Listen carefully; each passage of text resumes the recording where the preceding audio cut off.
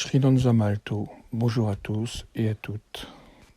Le virus, piloté par la puissance de l'âme cherchant à renouveler l'alliance, permet à l'humanité de sortir d'un état infantile où elle s'amuse avec un tas d'objets créés par l'exigence tyrannique et infantile du striatum.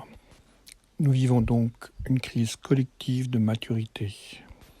Cette crise nous amènera à l'étape suivante de notre évolution, seulement si nous contactons les forces de joie, de vie et de lumière qu'elle nous invite à rencontrer.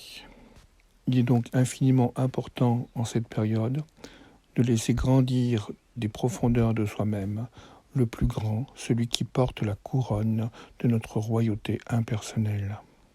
D'honorer cette lumière émergente au fond de l'effondrement collectif. De la reconnaître comme étant le surgissement de l'impersonnel qui fraye son chemin au milieu de nos dualités et contradictions psychiques. Ce surgissement est la ressouvenance de notre immortalité essentielle et originelle. Devant elle s'effondrent la peur, le doute, la quête de sens et la quête d'amour, puisque nous sommes déjà tout cela de toute éternité.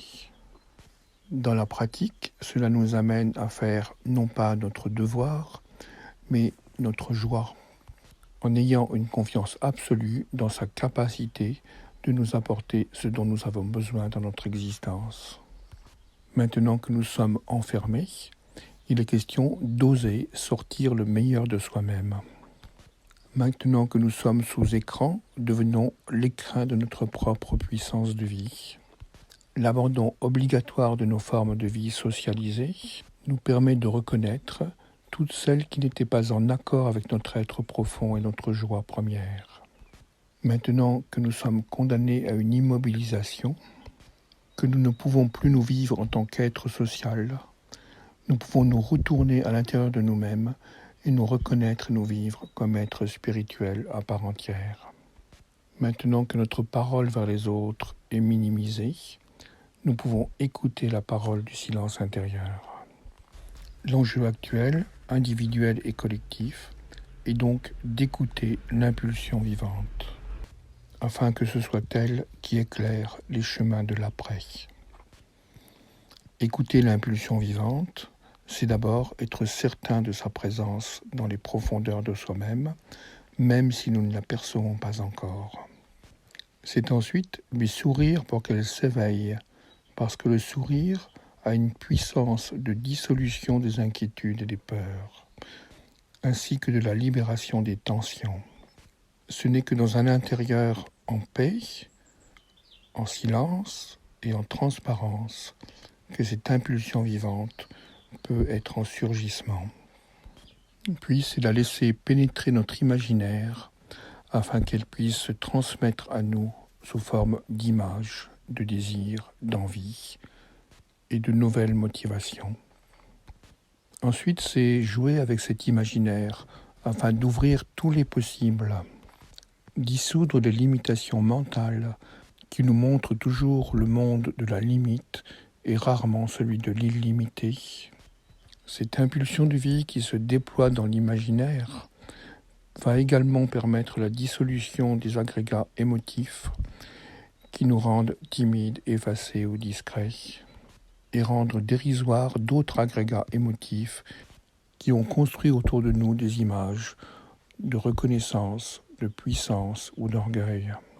Cette impulsion de vie qui utilise l'imaginaire comme un terreau fertile va nous permettre progressivement de vivre dans un monde de jeu, de légèreté et de maturité à la fois. Car c'est de notre grandeur individuelle et collective dont il s'agit ici. Enfin, cette impulsion de vie ayant empli notre imaginaire, nous faisant rêver à de nouveaux possibles heureux et joyeux, libres et souverains, va s'organiser sous forme de projets au sein de nous-mêmes de notre conscience.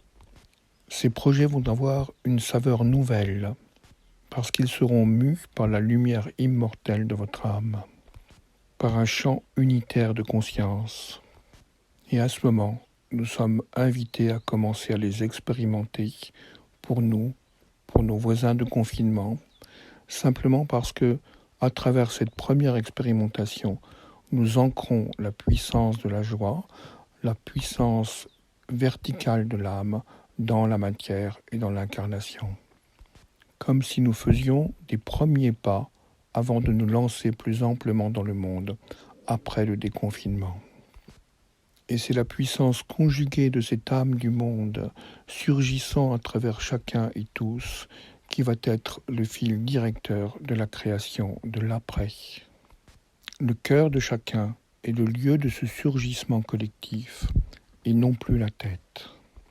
En redonnant collectivement la priorité au cœur en tant que porte de l'amour de l'âme, nous restaurons une partie de la fracture initiale qui avait inversé l'ordre hiérarchique entre Vénus et Mercure. Après la catastrophe spirituelle de la brisure de l'alliance, le mental, en tant que fonction séparatrice et meurtrière, a été installé sur le trône.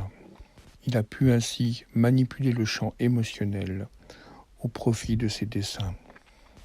En écoutant et en laissant œuvrer à l'intérieur de soi l'impulsion de vie issue du monde de l'âme, nous remettons au centre la puissance impersonnelle de l'amour et nous confions à nouveau à notre âme la puissance de guidance de nos vies. Le mental redevient alors ce qu'il aurait toujours dû être, un simple exécutant de la puissance d'aimer. Imaginons alors un instant tous ces cœurs individuels qui se réalignent sur la puissance de l'âme du monde, qui rayonnent ensemble dans un même mouvement rythmique et qui sont ainsi capables de créer le monde d'après. Chaque cœur qui suit sa joie va naturellement et spontanément se syntoniser avec tous les autres cœurs qui suivent leur propre joie, installant ainsi une nouvelle étape évolutive au sein de la conscience collective. C'était Srilanza Malto. Je ne puis bien sûr que vous souhaiter de suivre avec constance, persévérance et une infinie bonté la joie qui est en train de surgir au sein de votre cœur.